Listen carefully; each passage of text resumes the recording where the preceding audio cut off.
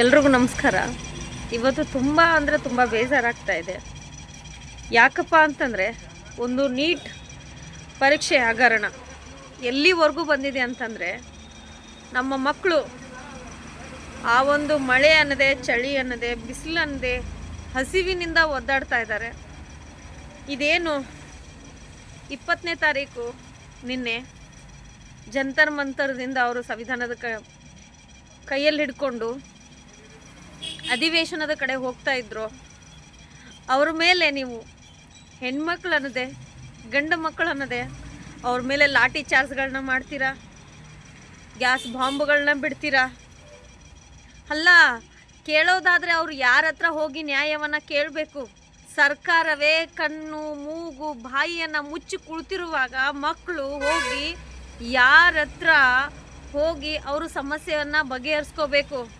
1 ಸಾರಿ ಸರಿ, 2 ಸಾರಿ ಸರಿ, 3 ಸಾರಿ ಸರಿ, ಪ್ರತಿ ಸಾರಿ ಪ್ರತಿಯೊಂದು ಎಕ್ಸಾಮ್ಗಳನ್ನು ನೀವು ಲೀಕ್ ಮಾಡ್ತಾ ಬರ್ತಾ ಇದ್ದೀರಿ. ನಮ್ಮ ಯುವ ಜನತೆ ಎಲ್ಲಿ ಹೋಗಿ ಸಾಯಬೇಕು ಅನ್ನೋದಾದರೂ ಹೇಳ್ರಿ. ನಿಮಗೆ ಓಟ್ ಬೇಕಾದಾಗ ಮನೆ ಮನೆಗೆ ಬಂದು ಕಾಲು ಬಿದ್ದು ಓಟನ್ನು ಹಾಕಿಸ್ಕೋತೀರ. ಅದೇ ನಮ್ಮ ಮಕ್ಕಳ ಭವಿಷ್ಯ ಅಂತ ಬಂದಾಗ ಮಕ್ಕಳ ಆತ್ಮಹತ್ಯೆಗಳನ್ನ ಮಾಡ್ಕೊತಾ ಇದ್ದಾರೆ.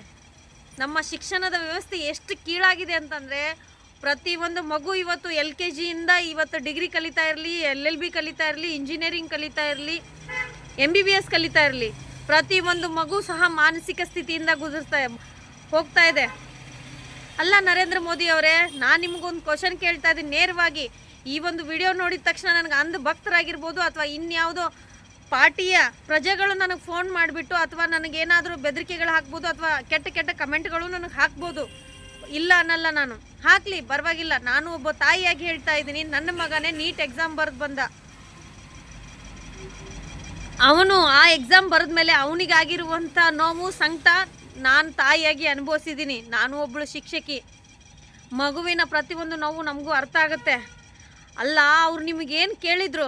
ಒಂದು ಮಾತು ಅವ್ರ ಜೊತೆ ಕೂತ್ಕೊಂಡು ನೀವು ಚರ್ಚೆ ಮಾಡಿದರೆ, ಮಕ್ಕಳೇ ಇದೊಂದು ಸಾರಿ ತಪ್ಪಾಗಿದೆ, ಕ್ಷಮಿಸಿಬಿಡಿ ಅಂತ ಒಂದು ಮಾತು ನೀವು ನರೇಂದ್ರ ಮೋದಿ ಅವರೇ ನಿಮ್ಮ ಟ್ವಿಟ್ಟರ್ನಲ್ಲಿ ಒಂದು ಟ್ವೀಟ್ ಮಾಡಿದರೆ ಸಾಕಾಗಿತ್ತಲ್ವಾ?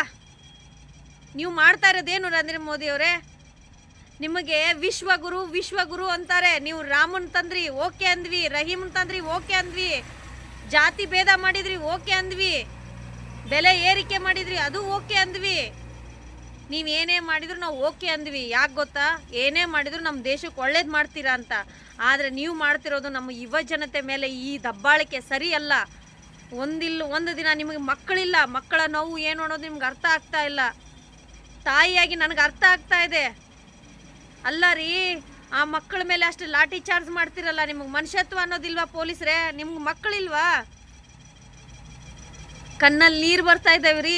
ಒಂದು ತಿಂಗಳಿಂದ ನೋಡ್ತಾ ಇದ್ದೀನಿ ನಾನು. ಆ ಮಕ್ಕಳ ಭವಿಷ್ಯ ಅಂಗಲಾಚಿ ಕೇಳ್ತಾ ಇದ್ದಾರೆ ಅವರು. ಹೊಡಿತೀರಾ, ಹೊಡಿರಿ, ನಮ್ಮನ್ನು ಸಾಯಿಸ್ತೀರಿ ಅಂತ ಹೇಳ್ತಾ ಇದ್ದಾರೆ ಮಕ್ಕಳು. ಆ ರೀತಿ ಲಾಠಿ ಚಾರ್ಜ್ ಮಾಡ್ತಾ ಇದ್ದೀರಾ. ಹೆಣ್ಮಕ್ಳು ಮೈ ಮೇಲೆಲ್ಲ ಕೈ ಹಾಕ್ತಾ ಇದ್ದೀರಾ. ನಿಮಗೊಂದು ಸ್ವಲ್ಪ ಆದರೂ ಬುದ್ಧಿ ಅನ್ನೋದು ಬೇಕಲ್ವಾ? ನಿಮಗೆ ನಾಚಿಕೆ ಮಾನ ಮರ್ಯಾದೆ ಅನ್ನೋದಾದ್ರೂ ಇರಬೇಕಲ್ವಾ ನಿಮಗೆ? ನಾನು ಹೇಳ್ತಾ ಇರೋದು ಒಂದೇ, ನರೇಂದ್ರ ಮೋದಿ ಅವರೇ, ಸರಿಯಾಗಿ ಇದ್ರ ಬಗ್ಗೆ ಕ್ರಮಗಳನ್ನ ತಗೊಳ್ರಿ.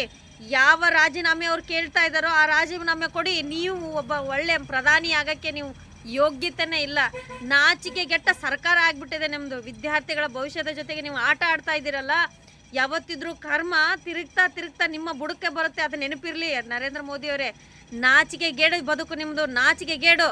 ಯುವ ಜನತೆ ಒಂದು ಸಾರಿ ಎದ್ದೇಳ್ತು ಅಂದರೆ ಇಡೀ ದೇಶವನ್ನೇ ನಾಶ ಮಾಡುವಂಥ ಶಕ್ತಿ ನಮ್ಮ ಯುವ ಪೀಳಿಗೆಯಲ್ಲಿದೆ. ಅದನ್ನು ನೆನಪಲ್ಲಿ ಇಟ್ಕೊಳ್ಳಿ ನೀವು. ಆ ಹೆಣ್ಮಕ್ಳಂದೆ ಗಂಡು ಮಕ್ಕಳಂದೆ ಅವ್ರ ಮೈ ಮೇಲೆಲ್ಲ ಹೋಗಿ ಹೊಡಿತೀರಲ್ಲ ಪೊಲೀಸರೇ, ನಿಮಗೆ ನಾಚಿಕೆ ಆಗಲ್ವಾ? ನಿಮ್ಮ ಮನೇಲಿ ಹೆಣ್ಮಕ್ಳಿಲ್ವಾ? ಅವರು ಹೋರಾಡ್ತಿದ್ದು ನಿಮ್ಮ ಮಕ್ಕಳಿಗೋಸ್ಕರನ, ಆ ಸತ್ತಂಥ ಮಕ್ಕಳಿಗೋಸ್ಕರ. ಒಬ್ಬ ತಾಯಿಯಾಗಿ ನನಗೆ ಅರ್ಥ ಆಗ್ತಾ ಇದೆ. ನೀವು ಒಂದು ಒಳ್ಳೆ ಹುದ್ದೆಯಲ್ಲಿದ್ದೀರಾ, ನಿಮ್ಗೆ ಅರ್ಥ ಆಗ್ತಿಲ್ವಾ? ನಾಚಿಕೆಗೇಡು. ನಿಮ್ಮಂಥ ಸರ್ಕಾರ ಇದ್ರೆ ಎಷ್ಟು, ಸತ್ರೆ ಎಷ್ಟು? ಇವತ್ತೇ ನನ್ನನ್ನು ಅರೆಸ್ಟ್ ಮಾಡಿ ನೀವು ಒಳಗೆ ಹಾಕಿದ್ರೂ ಪರವಾಗಿಲ್ಲ. ನಿಮ್ಮಂಥ ನಾಚಿಕೆಗೇಡು ಸರ್ಕಾರನ ಇಷ್ಟು ನನ್ನ ಜೀವನದಲ್ಲೇ ವೋಟಿಂಗ್ ಬಂದಾಗಿಂದನೂ ನಾನು ಈ ಥರದ ಹೊಲಸು ರಾಜಕೀಯ ಎಲ್ಲಿಯೂ ನೋಡಿರಲಿಲ್ಲ. ಅಲ್ಲ ರೀ, ಮಕ್ಕಳು ಕೇಳುವಂಥ ಒಂದಿಷ್ಟು ಕ್ವಶನ್ಗಳಿಗೆ ನಿಮ್ಗೆ ಆನ್ಸರ್ ಕೊಡೋಕ್ಕಾಗ್ತಿಲ್ಲ. ಒಂದು ಪ್ರೆಸ್ ಮೀಟ್ ಮಾಡೋಕ್ಕಾಗ್ತಿಲ್ಲ ನಿಮ್ಮ ಕೈಲಿ. ಜನಸಾಮಾನ್ಯರು ಸಾಯ್ತಾ ಇದ್ದಾರೆ, ಅದು ಹೋಗಲಿ.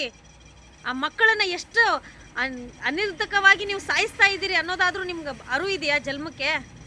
ಥೂ ನಿಮ್ಮ ಸರ್ಕಾರಕ್ಕೆ.